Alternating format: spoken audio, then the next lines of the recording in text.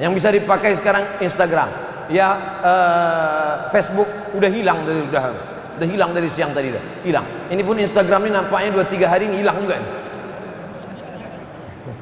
Tak apa-apa, hilang kita buat yang baru. Bismillahirrahmanirrahim. Assalamualaikum warahmatullahi wabarakatuh. Alhamdulillah wassalatu wassalamu ala Rasulillah Sayyidina wa Maulana Muhammad ibni Abdillah wa ala alihi wa sahbihi wa man da'a bida'watihi wa istanna bi sunnatihi ila yaumil liqa'i rabbih. Jamaah Masjid Markaz Islami Bangkinang, Kabupaten Kampar, Provinsi Riau, yang hadir pada malam hari ini, pada malam yang ketiga Ramadan, maupun yang mengikuti program ini melalui streaming, melalui YouTube, melalui berbagai macam program, insya Allah baik yang langsung maupun tak langsung semuanya mendapatkan kemuliaan dari Allah Subhanahu wa taala. Amin ya rabbal alamin. Man qama Ramadan, siapa yang menghidupkan malam Ramadan imanan wa ihtisaban, hanya karena iman kepada Allah dan hanya karena mengharapkan balasan dari Allah bukan yang lain, ghufira lahu ma taqaddama min dzambih, maka diampunkan dosa-dosanya yang lalu. Di antara cara menghidupkan malam Ramadan, salat maghrib berjamaah, salat isya berjamaah, setelah itu tarawih, setelah itu witir, setelah itu tadarus atau kajian, setelah itu istirahat sejenak tidur, lalu kemudian bangun malam, salat sunat wudu, salat sunat taubat, salat sunat hajat, salat sunat tahajud, salat sunat mutlak, memperbanyak zikir, istighfar, tahmid, tahlil, lalu kemudian salawat, afdalul zikri la ilaha illallah Muhammadur Rasulullah. Itulah diantara yang diajarkan sunnah Rasulullah SAW supaya malam-malam ini tetap mendapatkan qiyam. Qiyam artinya tegak, artinya tidak memejamkan mata. Kalau bulan-bulan sebelumnya kita sibuk dengan tidur, maka pada malam-malam bulan Ramadan ini dihidupkan dengan amal-amal. Adapun pada malam hari ini kita akan mengkaji satu hadis Nabi Muhammad SAW. Hadis ini disebutkan dalam kitab Sunan Ibni Majah. Ada 6 kitab Ahlus Sunnah wal Jamaah yang menjadi pegangan Ahlus Sunnah wal Jamaah. 2 sahih, 4 sunan. Sahih Bukhari, Sahih Muslim. 4 sunan, awalnya Abu, akhirnya Ibnu. Abu Dawud, Nasai, Tirmidzi, Ibnu Majah. Imam Ibnu Majah Al-Qazwaini. Qazwaini dari Teluk Qazwain. Qazwain itu tulisan Latinnya Caspian Sea, Bahrul Qazwain. Bahrul Qazwain itu sekarang terletak di antara Azerbaijan dengan Rusia. Begitulah Islam. Kalau kau berilmu walaupun bukan orang Arab, maka engkau akan tetap dikenang sepanjang zaman. Imam Ibnu Majah Al-Qazwaini menulis satu kitab isinya sunnah-sunnah Rasulullah. Kalau 1 sunnah, kalau 2 sunnatani, kalau banyak sunan. Sunan karena di dalamnya ada hadis-hadis Nabi, sunnah-sunnah Rasulullah sallallahu alaihi wasallam. Adapun hadis yang akan kita kaji malam ini terdapat dalam kitab Sunan Ibnu Majah, diriwayatkan dari sahabat Nabi bernama Abdus Syams, Abdu hamba, Syams matahari. Abdus Syams hamba matahari. Nama ini tak baik, mengandung syirik, maka dirubah Nabi namanya menjadi Abdurrahman. Nama ayahnya Sakhar, nama kampungnya di Yaman Daus, maka nama lengkapnya Abdurrahman bin Sakhar Ad-Dausi. Dia masuk Islam pada tahun ke-7, terlambat masuk Islam. Yang lain masuk Islam ketika di Makkah, yang lain masuk Islam menjelang hijrah. Dia masuk Islam setelah 7 tahun pindah ke kota Al-Madinah Al-Munawwarah. Datang dia dari Yaman, menyeberang sampai ke Madinah, menjumpai Nabi, masuk Islam. Tapi walaupun dia terlambat masuk Islam, dia bersama Nabi hanya 3 tahun saja. Masuk Islam tahun ke-7, Nabi meninggal tahun ke-11 bulan Rabiul Awal. Hanya 3 tahun 3 bulan. Tapi hadis yang paling banyak direwayatkan oleh sahabat Nabi adalah Abu Hurairah. Dia Abdurrahman, tapi karena selalu membawa anak kucing, maka Nabi memanggilnya ya Abahir. wahai engkau orang yang selalu membawa kucing, karena dia orang yang punya berhati lembut, penyayang kepada binatang. Ya Abahir, wahai engkau orang yang sayang kepada kucing.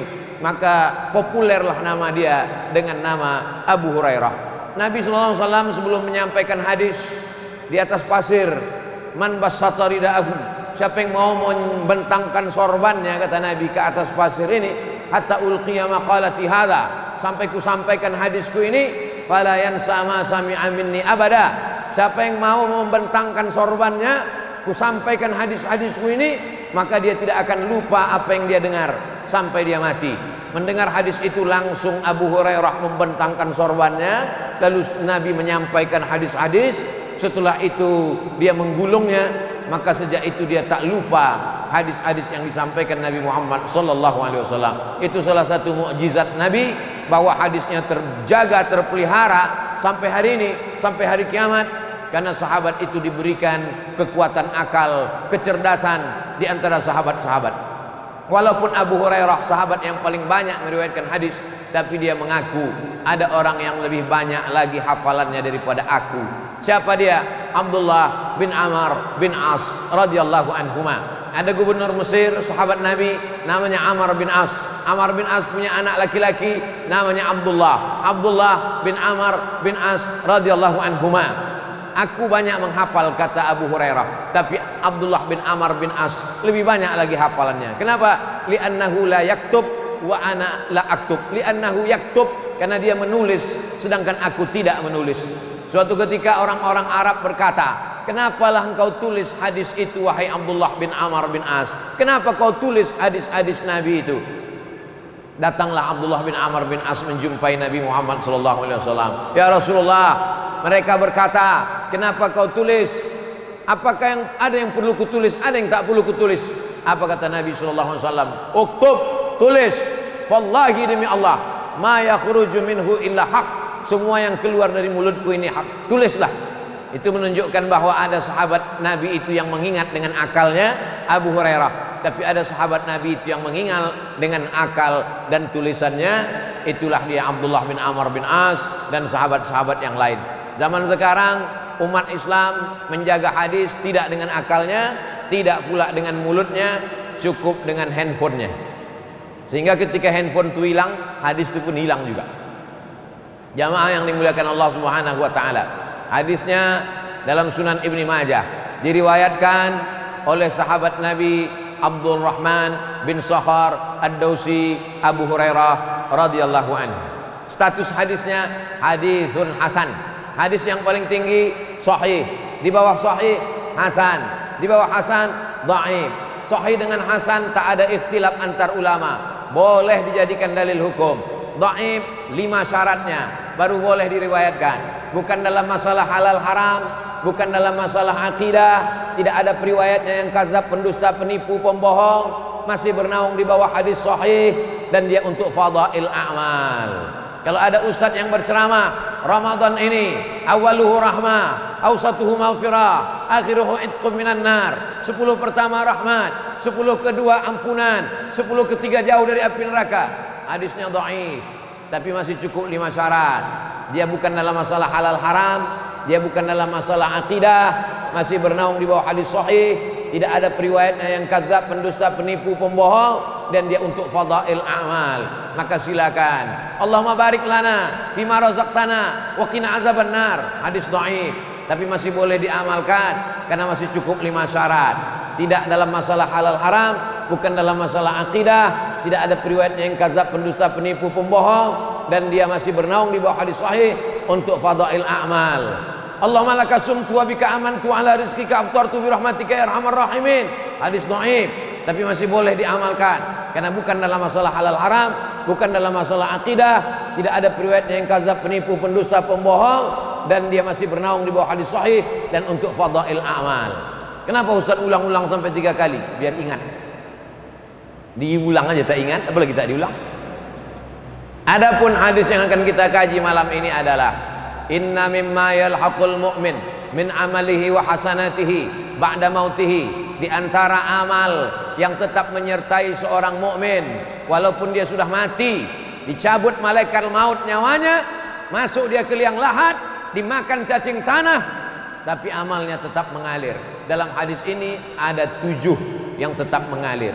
Bagi yang mencatat, anak-anak sekolah, 7 amal tetap mengalir setelah mati menghadap Allah Subhanahu wa ta'ala. Yang pertama, ilman 'allamahu wa nasyarahu, ilmu yang diajarkan dan disebarkan. Cobalah tengoknya adilnya Nabi Muhammad SAW. Seandainya Nabi mengatakan yang mengalir itu hanya ilmu yang diajarkan, betapa sedihnya kita yang bukan buya, bukan kiai, bukan tuan guru, bukan alim ulama, bukan profesor doktor, bukan buya. Kami tak pernah mengajar, tapi di situ dibuatnya 2. Allamahu wa nasyarahu. Bukan mengajar saja, tapi ada satu lagi, nasyarahu. Apa arti nasyarahu? Share. Yang sanggup mengajar, mengajar. Tak sanggup mengajar, share. Share saja ilmu ini banyak-banyak. Like and share. Banyak sebarkan. Begitulah hebatnya. Dia bukan ustadz, bukan alim ulama, tapi ikut merekam kajian malam ini dengan kamera. Yang resmi 2, yang tak resmi banyak. Dia sebarkan. Maka itu pun ikut dalam kategori allamahu wa nasyarahu. Kira-kira Ustadz Nazri yang mengimami kita tadi, berapa murid yang sudah khatam Al-Quran dengan beliau, berapa yang sudah hafal juz 30 dengan beliau, berapa yang tahu idgham, ikhfa, qalqalah, gunnah bila gunnah, makharijul huruf, sifatul huruf, bagaimana huruf fa, bagaimana huruf a, bagaimana huruf za. Berapa imam yang sudah diseleksi beliau, berapa imam yang lulus fit and proper test kabupaten kota Pekanbaru, musabaqah tilawatil Quran. Allamahu wa nasyarahu. Kalau sudah disebut ilmu, banyak kita berkecil hati. Kami ini hanya ibu rumah tangga Pak Ustadz, kami ini hanya emak-emak Pak Ustadz. Apa yang bisa kami ajarkan Pak Ustadz? Suatu ketika saya sedang di sekolah SD saya dekat masjid. Pas azan zuhur, hayya 'alas shalah, kata muazin. Guru bertanya, apa jawab hayya 'alas shalah? Tak ada satupun di kelas yang bisa menjawab. Apa jawab kalau muazin hayya 'alas shalah? Saya angkat tangan. Saya ibu, nah bersoman, apa jawabnya? La haula wala quwata illa billah. Siapa yang ngajar kamu? Emak di dapur sambil mengacau gulai. Yang mak dulu kecil mengacau gulai, kita jalan main-main bawa pisau motong-motong, kentang motong-motong. Nanti kalau dengar la hayya 'alas shalah, hayya 'alal falah, sambut la haula wala quwata illa billah. Betapa ibu. Hari ini setiap saya mengajar la haula wala quwata illa billah, kalau kamu mendengar azan, sambutlah seperti yang diucapkan muazzin. Allahu Akbar sama, asyhadu alla ilaha illallah sama, asyhadu anna Muhammadar Rasulullah sama. Tapi ketika sampai hayya 'alas shalah, hayya 'alal falah, la haula wala quwata illa billah, ditutup dengan doa wasilah. Allahumma rabb hadhihi da'wati tammati was salatil qa'imah ati sayyidina Muhammadan al-wasilata wal fadilah wasyarafa wad darajatal 'aliyatar rafi'ah wa ba'athullahu maqaman mahmudan alladzi wa'ata innaka la tukhliful mi'ad. Ibu bukan guru, ibu bukan dosen, ibu bukan ulama, ibu bukan ustazah, tapi anak ibu mengajarkan itu, mengajarkan ke istrinya, diajarkannya ke cucu menantunya, diajarkannya ke tetangga, ke sahabatnya, menjadi ilmu yang mengalir. Oleh sebab itu jangan berkecil hati, walaupun kita bukan ulama. Bapak hanya seorang kepala rumah tangga, pulang dari memanen sawit, diajaknya anaknya sholat sambil berwudu, diajarkannya, nah mencuci tangan tuh begini, mana tahu ada sisi-sisi ikan, mana tahu ada bekas-bekas sawit, mana tahu ada bekas-bekas minyak, dicuci begini. Kalau memasuk, kalau mengusap telinga tuh, yang ini ke dalam telinga, yang ini ke daun telinga, yang ini ke dalam, yang ini keluar. Kalau berwudu, tengok siku mesti kena, tengok siku, celah tangan mesti digosok, jangan sampai tak kena air. Sepele, tapi satu hari berapa kali dia berwudu? Wudu subuh, wudu duha, wudu zuhur, wudu asar, wudu maghrib, wudu isya, wudu tahajud, mengalir pahalanya. la tahqiranna minal ma'rufi syai'a. Jangan pernah kau sepelekan walaupun amal kau kecil. Jangan bandingkan amal kita dengan Dr. Mawardi Muhammad Saleh. Jauh, tak bisa. Dia 13 tahun di Madinah, mengigaunya pun bahasa Arab. Capek kita kalau mau ikut itu. Mau berapa kitab usul fikih mau kita kaji, payah. Yang ringan-ringan saja, yang simpel-simpel saja, yang sepele-sepele saja. Wailun lil aqab, celaka, celaka, tumit. Tumit ini celaka. Kenapa tumit celaka? Karena tumit tak kena air. Ketika berwudu, keran air dihidupkan, kena ujung, tumit tak kena, diajarkan. Tumit mesti kena. Celah-celah kaki masukkan kelingking, mesti kena. Sepele, remeh-temeh. Tapi berapa banyak orang tak sah sholatnya hanya gara-gara tidak sempurna wudunya. Bapak mengajarkan anak kencing jongkok, kakinya ditekuk, supaya apa? Supaya kantong air seni, air kencingnya kempis, habis keluar semua, menetes, setetes dua tetes, batal wudunya, batal sholatnya. Sepele, remeh-temeh, tapi dia menjadi amal jariah. Maka yang pertama yang bisa menyertai kita walaupun sudah mati, ilman allamahu wa nasarahu. Yang kedua, waladan salihan tarakahu, anak yang soleh. Anak soleh. Kenapa anak nomor 2? Karena banyak orang tak punya anak, berkecil hati, dihibur Allah Ta'ala. Kau boleh tak punya anak, tapi kau punya ilmu. Kau boleh tak punya anak, tapi kau punya buku. Kau boleh tak punya anak, tapi kau punya kitab. Maka ada ulama namanya Syekh Abdul Fattah Abu Ghuddah menulis kitab Al-Ulama Al-Uzzab alladzina atharul ilma ala zawaj. Ulama-ulama yang seumur hidupnya tak menikah karena lebih mengutamakan ilmu daripada menikah. Di antaranya Imam Nawawi. Sekarang orang kalau membaca kitab Al-Azkar, Imam Nawawi. Riyadhus Shalihin, Imam Nawawi. Raudhatul Talibin wa Umdatul Muftin, Imam Nawawi. Baca Sahih Muslim tak paham isinya, baca syarahnya Al-Minhaj, syarah Sahih Muslim Ibn Al-Hajjaj, Imam Nawawi. Membaca kitab fikih, fikih dari sejak masa Imam Syafi'i tahun 204, Imam Syafi'i abad ketiga, abad keempat, abad kelima, abad keenam, abad ketujuh, 500 tahun mazhab Syafi'i berkembang macam-macam. Datang seorang ulama, direvisinya mazhab Syafi'i. Pendapat yang dhaif dia buang, pendapat yang bagus dia ambil. Maka ditahzibnya mazhab Syafi'i, ditulisnya kitab Al-Majmu' Syarah Al-Muhadzab yang ditulis oleh Imam Nawawi, meninggal tahun 676. Jarak dia dengan Imam Syafi'i 204 ke 676, 204, 3, 4, 5, 6, hampir 500 tahun jarak dari Imam Syafi'i kepada Imam Nawawi. Imam Nawawi tak punya anak, tapi sampai hari ini nama Nawawi tetap disebut orang di berbagai negeri, dari mulai Mesir. Jangan berkecil hati tak punya anak. Ini berapa banyak orang meneteskan air mata mengadu, "Buya, saya tak punya anak." Kenapa tak punya anak? Belum nikah. Nah, nikahlah. Ilman 'allamahu wa nasarahu. Yang kedua, waladan salihan tarakahu. Begitu hebatnya Nabi SAW. Anda yang pertama tadi langsung Nabi katakan anak yang soleh, orang langsung down, orang langsung jatuh. Nabi hibur, ilmu dulu, karena ilmu semua orang bisa berilmu, tapi anak tak semua orang bisa punya anak. Maka yang sudah punya anak alhamdulillah, yang belum punya anak al-kasbu wal ikhtiar. Ikhtiar, makan kurma muda, makan jus toge, makan pokat, makan semangka, makan kacang tanah, kacang hijau, kacang merah, kacang segala kacang dimakan. Tak ada yang sulit bagi Allah. Innama amruhu idza arada syai'an ayyakula lahu kun fayakun.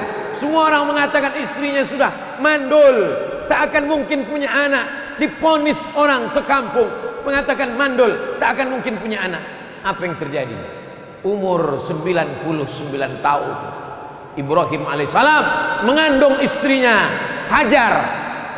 Hajar mengandung, melahirkan anak Ismail, umurnya 86 tahun. 86 tambah 13 tahun umur Nabi Ismail, lahirlah Ishak dari istri tua yang sudah diponis tak akan mungkin punya anak, bisa punya anak. Oleh sebab itu jangan pernah berkecil hati. Allah Ta'ala punya kuasa. Kalau sudah tua tak juga punya anak, husnuzan sama Allah. Mungkin kalau kau punya anak itu pula menyebabkan kau masuk neraka, karena dia sabu-sabu, narkoba, LGBT, perbuatan virus HIV/AIDS, melakukan perbuatan umat Nabi Lut, macam-macam. Husnuzon kepada Allah. Ada yang lebih tinggi makomnya daripada sholat tarawih, ada yang lebih hebat daripada sholat tahajud, ada yang lebih hebat daripada jihad fisabilillah. Apa dia? Ridho, menerima ketetapan Allah Subhanahu wa taala. Nikah sudah, makan obat sudah, pijat refleksi sudah, segala totok sudah, berbagai macam usaha sudah, tak juga menghasilkan. Berarti Allah ingin menempatkan engkau lebih hebat dari punya anak soleh. Apa dia? Ridho, menerima ketetapan Allah Subhanahu wa taala. Man lam yarda bi qada'i, siapa yang tak ridho menerima takdirku, walam yasbir bi bala'i, siapa yang tak sabar menerima ujianku, falyatlub rabban siwaya, carilah Tuhan selain aku. Mau kemana kita mencari Tuhan selain Allah Subhanahu wa taala? La ilaha illallah, la ma'budu bihaqqin illallah. Tak ada yang berhak sebenar-benar disembah kecuali Allah Subhanahu wa taala. Jadi yang punya anak, didiklah anak dari mulai TK Quran, SD Quran, PAUD Quran, SMP Quran, SMA Quran, SMK Quran. Adapun kuliahnya terserah dia mau jadi apapun. Yang penting waladan salihan tarakahu, meninggalkan anak-anak yang soleh. Apa kata B.J. Habibie, Bahruddin Yusuf Habibie, orang yang IQ-nya lebih tinggi daripada Einstein, yang hebat, lebih tinggi lagi B.J. Habibie. Tapi di akhir hayatnya apa kata dia? Kalau bolehlah aku kembali muda, kalau bolehlah waktu itu berlalu, itu bisa mundur lagi, aku akan belajar agama Islam. Dia tetap ahli pesawat, tapi dia belajar agama Islam. Tapi mantan presiden kita B.J. Habibie itu hebat. Walaupun dia bukan ahli agama Islam, tapi berapa perjuangan dia untuk Islam. Ikatan Cendekiawan Muslim Indonesia, slogan Imtak dan Imtek. Imtak iman dan takwa, Iptek ilmu pengetahuan dan teknologi. Dialah yang menggelorakan otak boleh Jerman, hatinya tetap Makkah, hatinya tetap la ilaha illallah Muhammad Rasulullah sallallahu alaihi wasallam. Ustaz anaknya kuliah di mana? Sains Teknologi, jurusan komputer. Muhammad Mustafa A'zami, MM A'zami, mendapat gelar doktor dari Cambridge University, Inggris, membela Islam dari serangan-serangan orientalis. Tapi anaknya tidak jurusan hadis, anaknya bukan jurusan tafsir, anaknya bukan jurusan usul fikih, anaknya belajar komputer di Amerika. Lalu orang pun komen, masa anak profesor ahli hadis belajar di Amerika? Dia memang belajar komputer, tapi yang dia buat apa? Dia menjadi seorang programmer. Dulu orang kalau mau mencari hadis, buka Sahih Bukhari, tak dapat. Buka Sahih Muslim, tak dapat. Buka Sunan Abi Daud, tak dapat. Buka Sunan Nasai, tak dapat. Buka Sunan Tirmidzi, tak dapat. Buka Sunan Ibnu Majah, tak dapat. Buka Muwatta Malik, tak juga ada. Buka Sunan Ad-Darimi, tak juga ketemu. Buka Musnad Ahmad bin Hanbal, tak juga ketemu. Tutup kitab, hadis tak dapat, debunya dapat. Tapi begitu programmer membuat program Alfiyah 1000 kitab dalam satu CD, satu flash disk, awal dulu dalam bentuk CD Alfiyah, lalu kemudian berkembang menjadi Syamilah, awalnya 3 giga, melompat menjadi 20 giga, menjadi macam-macam sampai tera. Akhirnya orang sekarang tinggal klik, ketemu hadis, copy paste. Berapa anak-anak muda kita yang bukan jurusan tafsir, bukan jurusan hadis, tapi waladan sholihan, dia tetap soleh. Pakaiannya memang bukan pakaian ustaz, dia tidak pakai jubah, dia tidak pakai koko, bajunya biasa saja, tapi isi di dalamnya komputer yang untuk memudahkan umat Islam belajar agama Islam. Sekarang orang kalau mau baca Quran tebal sekali. Quran isinya Quran, tajwid, tafsir, asbabun nuzul. Quran, tajwid, tafsir, asbabun nuzul, tebal sekali. Saya menantang anak-anak Kabupaten Kampar, anak-anak muda yang kuliah di UIN, di Fakultas Sains Teknologi. Coba kalian buat Quran digital, cukup dengan satu barcode, satu ayat. Bisa tak kalian buat satu barcode, satu ayat, ketika Quran ini diklikkan barcode-nya, klik langsung keluar suara Ustadz Nazri. Bismillahirrahmanirrahim. Tak pula bisa mirip. Bisa tak kalian buat? Daripada dia baca tafsir tebal tak tentu arah, cukup dengan satu barcode, diklikkan langsung keluar suara Ustadz Nazri. Kalau kebetulan ayat itu tentang fikih, langsung keluar penjelasan Dr. Mawardi Muhammad Saleh. Kalau kebetulan di situ ceramahnya umum, langsung keluar suara Ustadz Abdul Somad. Saya ada juga situ ya, sampai tadi. Bisa tak kalian buat? Tantangan. Andailah saya dosen sains teknologi itu, saya bebankan setiap mahasiswa-mahasiswa, kamu dalam setahun ini kau cari kemanapun Ustadz Mawardi mengajar, di Masjid An-Nur, di Masjid Ar-Rahman, di Masjid Islamic Center, kau buat program digital terkait dengan ayat-ayat hukum, maka tinggal klik orang bisa mendengar. Kalau kau bisa buat, insya Allah nilaimu A. Ini cuman masalahnya dosennya pun tak pengajian. Ini yang jadi masalah ini. Oke lah, kita lanjut, nanti banyak dosen marah. Ilmu sudah, anak soleh sudah. Yang ketiga, mushafan warasahu, mewakafkan mushaf. Apa mushaf itu Pak Ustadz? Quran. Orang selalu minta ambilkan Quran, tolong ambilkan Quran, tolong ambilkan Quran. Kalau orang Arab tidak mengatakan ambilkan Quran, khudh mushaf, karena dia mengatakan itu adalah mushaf, lembaran-lembaran Al-Quran yang tersusun, maka disebut dia dengan mushaf. Quran tak ada bentuk jamaknya, kitab jamaknya kutub, fiha kutubun qayyimah. Tapi Quran tak ada bentuk jamaknya, karena Quran hanya satu. Lalu yang ada itu apa? Itu adalah mushaf, tapi dia tetap la yamassuhu illal mutahharun. Ahlus sunnah wal jamaah, bukan Mu'tazilah. Ahlus sunnah wal jamaah berpegang bahwa memegang mushaf itu pun Hanafi paling tua, Maliki nomor 2, Syafi'i nomor 3, Hambali nomor 4, mesti berwudu. Tapi saya mau menjelaskan bahwa mewakafkan mushaf, alhamdulillah sekarang program-program wakaf mushaf Al-Quran. Berikut ini penyerahan wakaf mushaf Al-Quran sebanyak 1000 eksemplar, disebarkan ke suku Talang, suku Akit, suku Laut, suku Sakai, disebarkan ke desa terpencil. Kami mengantar ke kampung-kampung. Alhamdulillah, luar biasa. Dan Yayasan Tabung Wakaf Umat di Pekanbaru, 16 programnya, di antara program yang paling banyak diminati orang adalah wakaf Al-Quran. Tapi wakaf Al-Quran ini jangan macam-macam. Ada juga yang mempermain-mainkan wakaf Al-Quran. Akadnya akad wakaf, tapi dia bermain jual beli di sana. Nah, ini mesti hati-hati. Saya wakafkan duit 100.000 untuk beli Al-Quran tunai. Ingat, akadnya akad wakaf. Ternyata harga Quran 35.000. Makin banyak dicetak makin murah. Akad Quran 35.000, akadnya kau katakan wakaf, duitnya kau pakai untuk operasional. Tak betul akadnya, karena kalau wakaf tak boleh hilang. Kalau hilang itu namanya bukan wakaf, itu namanya infak, itu namanya sodakoh. Maka mesti jelas ini akad. Yang membedakan antara jual beli, gadai, pinjam meminjam, letaknya pada akad. Itu maka dalam Islam itu akad fikih itu luar biasa. Jadi nanti kalau ada orang mau program wakaf Al-Quran, silakan wakaf Al-Quran, tapi jelas akadnya.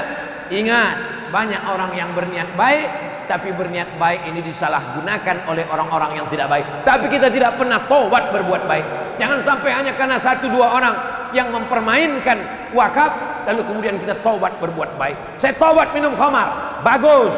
Saya taubat berzina, bagus. Saya taubat korupsi, bagus. Saya taubat sedekah, jangan. Ini umat ini banyak sekarang. Taubat saya pengajian Pak Ustadz, jangan. Kita tetap berbuat baik. Maka silakan wakaf Al-Quran. Ustadz Abdul Somad ini cuman ceramah aja, wakaf Quran. Ustadz sendiri pernah tak wakaf Quran? Waktu meninggal almarhumah emak saya wakafkan Al-Quran, kalau tak salah 5.000 eksemplar. Tapi bukan duit saya. Assalamualaikum Pak penerbit Bandung. Waalaikumsalam. saya mau cetak 2000 Quran untuk wakaf mak saya meninggal, boleh tak? Boleh, kata dia.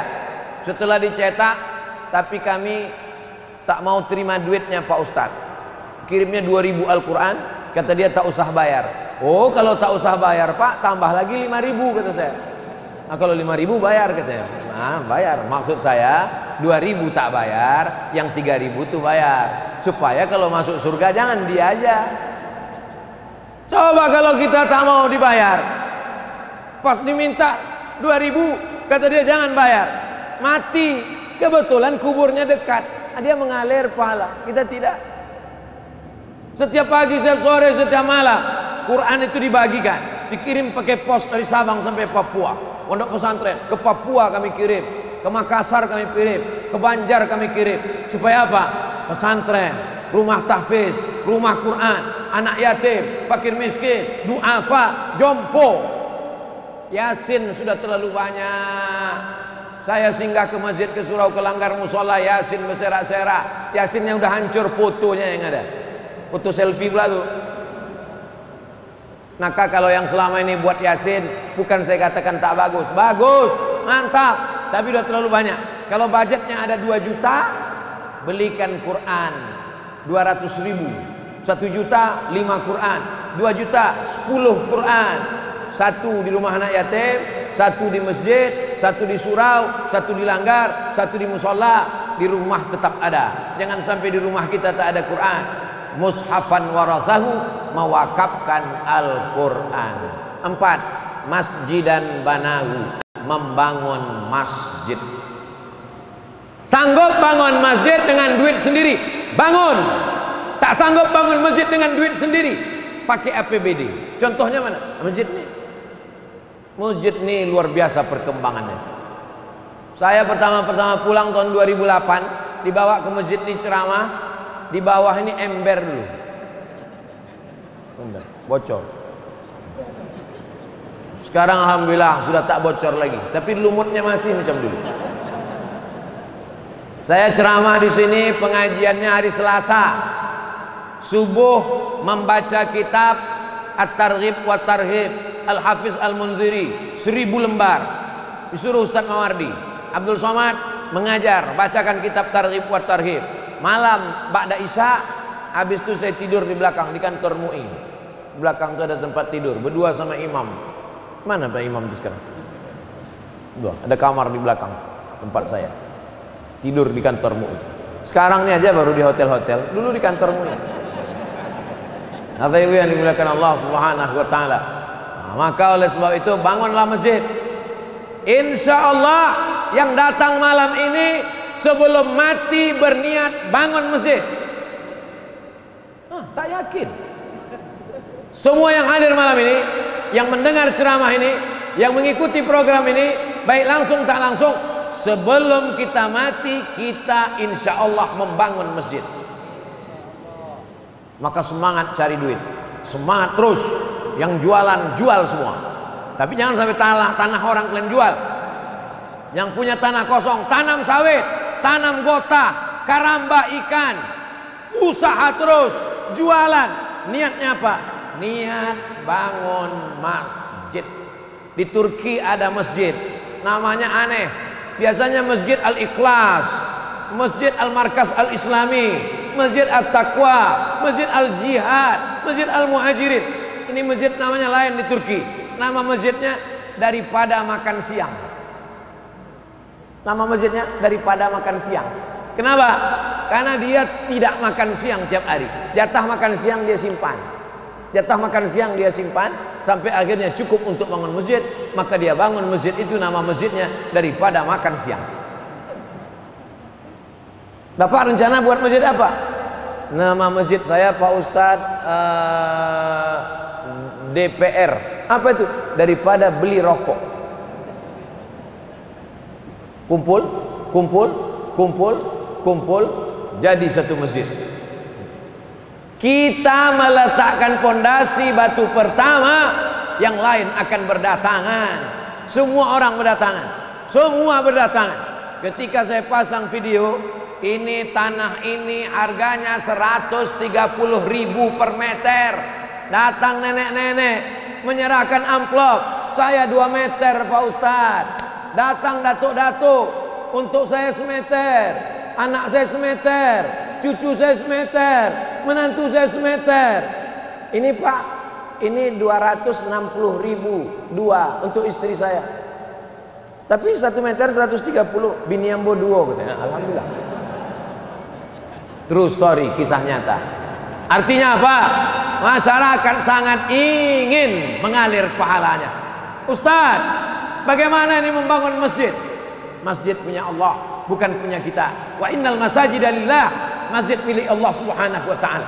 Itulah mengapa orang Islam ini semangat cari duit, semangat berusaha. Kenapa? Karena targetnya bukan bangun rumah besar.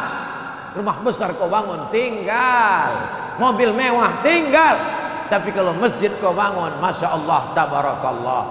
Jadi Pak Ustadz, kalau yang membangun masjid-masjid, anggota dewan bangun masjid pakai duit negara, pejabat, bupati, gubernur, wali kota, presiden membangun masjid pakai duit negara. Kalau dia amanah, insya Allah dia dapat pahalanya. Kalau dia korupsi, insya Allah azabnya 2 kali lipat. Tapi yang dimuliakan Allah Subhanahu wa taala, selama kau jadi kepala dinas, selama kau jadi kejari, kejati, berapa masjid kau bangun di kantor? Selama kau jadi pejabat, berapa masjid kau resmikan? Alhamdulillah Pak Ustaz, setiap saya pindah, setiap pindah bangun masjid. Mantap. Ustaz Somad, nanti kita meresmikan musola. Musola? Kalau musola cari ustaz lain aja lah, kata saya. Ini musolanya lain Pak Ustaz. Jalanlah kami dari kota Jambi, jauh pula, udah jauh musola pula. Di mana nih? Menjumpai Kapolsek. Menjumpai Kapolsek. Rupanya Pak Kapolsek membuat masjid dari iuran para polisi, para jamaah, orang yang urusan, orang yang datang. Jadi satu musola di Polsek. Bayangkan dengan kekuasaan bisa kau mendirikan rumah Allah SWT. Kalau kau bisa bangun dengan duitmu, pakai duitmu. Kalau kau bisa bangun dengan tanda tanganmu, pakai tanda tanganmu. Abdul Somad duit tak ada, tanda tangan tak ada, tapi endorse ada. Pakai endorse. Nah itulah, maka jangan heran kalau Instagram saya itu isinya endorse saja. Yang bisa dipakai sekarang Instagram, ya Facebook udah hilang dari siang tadi, dah hilang. Ini pun Instagram ini nampaknya 2-3 hari ini hilang juga. Tak apa-apa, hilang kita buat yang baru. Bapak Ibu yang dimuliakan Allah Subhanahu wa taala, Bapak Ibu dimanapun berada, ini pembebasan tanah masih perlu sekian sak semen, masih perlu batu kerikil, batu bata. Bagi yang ada ke lapangan rezeki, tolong transfer ke nomor berikut ini, mengalir pahalanya. Tentu sedikit banyak, walaupun tak dapat penuh ke atas, penuh ke bawah dapat. Tak mungkin semuanya hanya untuk yang nyumbang. Abdul Somad tak dapat. Mengharapkan sisa-sisa pahala yang diberikan Allah. Yang penting bangun masjid. Saya berniat bangun masjid. Ustaz sendiri udah ada bangun masjid? Insya Allah ada. Tapi taklah semua. Ada 2-3 sak semen, 100 sak semen. Tapi yang dimuliakan Allah Subhanahu wa taala. Yang kelima, baitan libni sabil banahu, membangun rumah untuk anak ibnu sabil. Anak kampung, otaknya cerdas, tapi mau sekolah di Pekanbaru tak bisa. Sewa kos mahal, sebulan 500.000. Ada pula kos 1 bulan sampai 1 juta, pakai AC, kamar sendiri, tempat tidur. Ada orang kaya. Ustaz Somad, saya punya kos-kosan 100 pintu, 3 pintu saya wakafkan untuk anak ibnu sabil. Mantap. Inilah yang mengalir.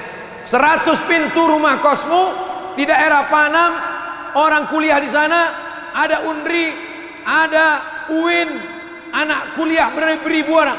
UIN aja mahasiswanya 30.000 orang. Tidak semuanya anak mampu. Sebagiannya tinggal di masjid, sebagiannya mencari rumah kos-kosan. Bayangkan kalau ada kos gratis. Syaratnya cuman kau hafal Quran, berprestasi, IQ-mu tinggi, IP-mu 3,7 sampai 4, silakan tinggal di sini. 100 pintu rumah kos saya Pak Ustaz, 3 saya wakafkan fisabilillah. Mantap. Sampai sekarang belum ada lagi.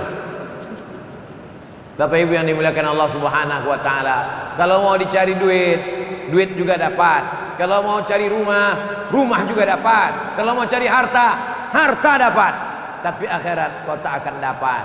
100 rumah kosmu, begitu kau mati, anak, menantu, cucu, bini habis mengambilnya, tinggal semua. Tapi ada 3 yang kau buat situ. Rumah, kos, wakaf. Syarat tinggal di sini. Anaknya cerdas, hafal Quran, IP 3,7 sampai 4. Itulah yang akan mengalir karena sudah memudahkan urusan. Lapang alam barzahmu, terang kuburmu. Gara-gara apa? Yang kelima, baitan libnis sabil banahu, membangun rumah untuk anak-anak ibnu sabil. Asal ibnu sabil ini orang putus belanja, datang dari Payakumbuh mau pergi ke Pekanbaru, berhenti di Bangkinang, putus belanja, ibnu sabil namanya. Ibnu sabil ini dapat jatah zakat. Innamas shadaqatu lil fuqara wal masakin wal amilina 'alaiha wal mu'allafati qulubuhum wa fir riqab wal gharimin wa fi sabilillah wa ibnis sabil. Ibnu sabil, ibnu anak sabil jalan, dibacanya Quran. Ibnu sabil anak jalan, anak fang. Apa pula itu ibnu sabil? Ibnu sabil orang yang putus belanja. Sekarang tak bisa lagi karena macam-macam orang jadi penipuan semuanya. Betapa banyak kalau sudah dekat Ramadan anak ibnu sabil bermunculan. Berhenti dia di Masjid Simpang Bingung, dikatakannya dia putus belanja mau pergi ke luar kota. Habis itu naik bis lagi dia dari arah Sekijang, berhenti lagi di Kulim. Itu aja lah kerja dia 2 hari. Mengaku ibnu sabil, penipuan, penjahat, berkedok agama. Tak betul. Tapi kita jangan sampai tobat untuk beramal soleh. Kita buatkan baitan libnis sabil, rumah untuk anak ibnu sabil. Rumah jompo bisa, rumah anak yatim piatu bisa. Udah kusampaikan ya Allah. Memang kusampaikan di Masjid Markas Islami Bangkinang, Kabupaten Kampar, Riau. Tapi video ini ditonton orang seluruhnya. Saudara-saudaraku yang sedang bekerja di Hong Kong, bekerja di Bangkok, bekerja di Saudi Arabia, bekerja di Malaysia, di Brunei Darussalam, kalian buat rumah untuk ibnu sabil di kampung kalian. Buat rumah Quran, rumah Quran. Pagi anak belajar TK Quran, malam maghrib mengaji dari maghrib ke isya, sore ibu-ibu pengajian wirid yasin, mengalir pahalanya. Buatlah yang sibuk selama ini untuk membeli TV besar, kulkas besar, mobil besar, silakan kau beli. Tapi ingat, berapa banyak orang di kampung mati tak meninggalkan apa-apa. Abdul Somad tak ada kepentingan. Abdul Somad hanya ingin mengingatkan bahwa rezeki yang kita cari pergi pagi pulang petang, peras keringat banting tulang, tinggal yang tetap mengalir. Nih yang kelima. Yang keenam, nahran ajrahu, mengalirkan sungai. Sungai itu apalagi dialirkan? Sungai Kampar mengalir, Sungai Indragiri mengalir, Sungai Siak mengalir, Sungai Rokan mengalir. 4 sungai besar memotong pulau Sumatera dari pantai timur ke pantai barat, dari pantai barat ke pantai timur. Dipotongnya Riau ini 4 sungai, ujung Indragiri, Kampar, Siak, paling ujung Sungai Rokan, Rokan Hulu, Rokan Ilir. Untuk apa lagi mengalirkan sungai? Mengalirkan air. Alhamdulillah sudah dibangun sumur bor sebanyak 61 titik. Bayangkan itu, 61 titik sumur bor. Satu sumur bor berapa itu? Tanya orang perumahan, dia yang tahu karena dia banyak buat sumur bor. 61 titik sumur bor sudah dibuat. Siapa yang membuat? Apa namanya Bu ya? KKB, Komunitas Kampar Berbagi. Bukan Nambo muda. Ya Rasulullah, ya ummi matat, emak saya mati, emak saya meninggal. Afa atasaddaqu anha, kalau saya bersedekah untuk emak saya, apakah pahalanya sampai? Kata Nabi, tasaddaq, silakan sedekah engkau untuk almarhumah emak, silakan sampai. Ayu sadaqatu afdal, apa sedekah yang paling afdal? Kata Nabi, sakyul ma, memberi air minum. Sedekah paling afdal memberi air minum. Sedekah yang sudah dikasih mesti diminum. Bismillahirrahmanirrahim.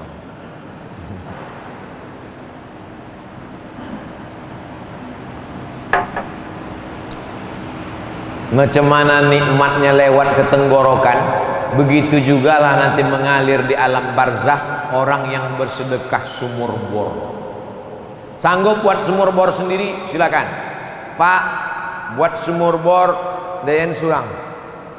Bapak enggak mau sama yang lain? Enggak, saya mau sendiri masuk surga. Yang tak sanggup buat sumur bor sendiri, gotong royong sama-sama. Berapa harga sumur bor? Sekian ratus ribu. Kumpul sama-sama, buat. Jangan egois. Nanti tak maulah Pak Ustadz, kami dikubur bagi-bagi. Oh enggak. Jangan pakai logika berpikir dunia.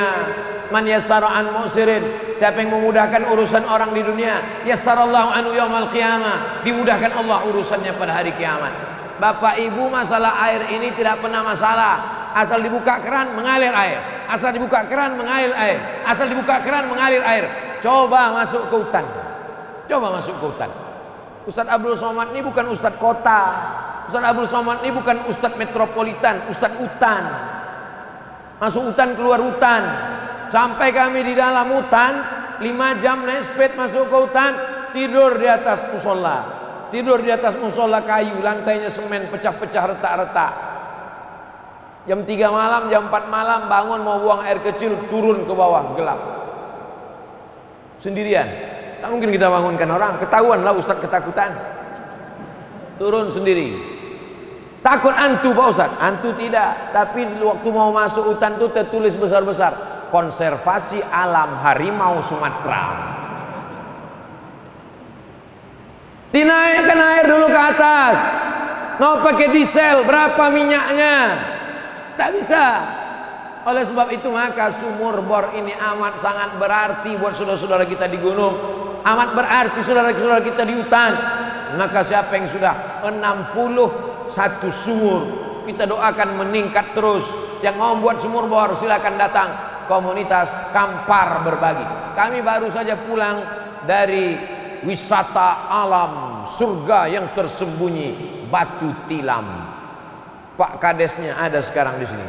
Sengaja tak saya tunjukkan, nanti banyak yang mau wawancara. Bapak Ibu yang dimuliakan Allah Subhanahu wa taala, maka ini peluang kita untuk membuat sumur bor, sumur bor, sumur bor. Pondok pesantren, santrinya 1000, WC-nya 3. Bayangkan berapa yang ngantri. Berapa banyak orang yang buang air kecil, buang air besar di bawah pokok kelapa. Patutlah kelapa muda itu masin. Tapi kalau kita punya duit, datang. Buya, berapa santri awak ini?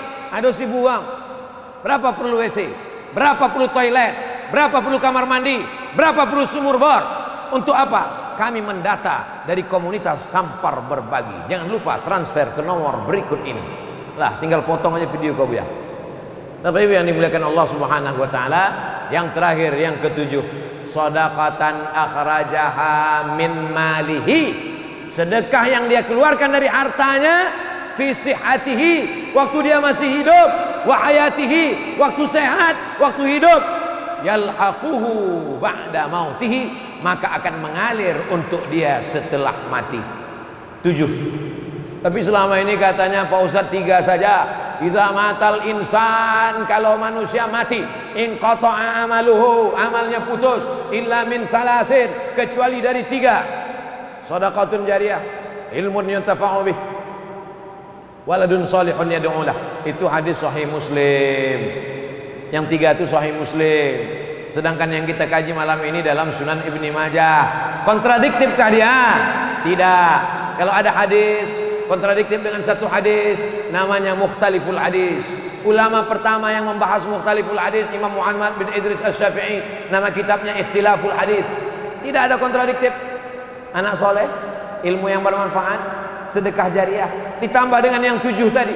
Bahkan ada sebagiannya disebutkan yang ada dalam 3 hadis ini ada di yang 7, tapi yang ada di yang 7 tak ada di dalam 3 hadis. Intinya, mari kita semangat bekerja, mari semangat cari duit, tapi yang mau dibuat adalah yang 7 ini, insya Allah. Itulah kaji kita pada malam hari ini.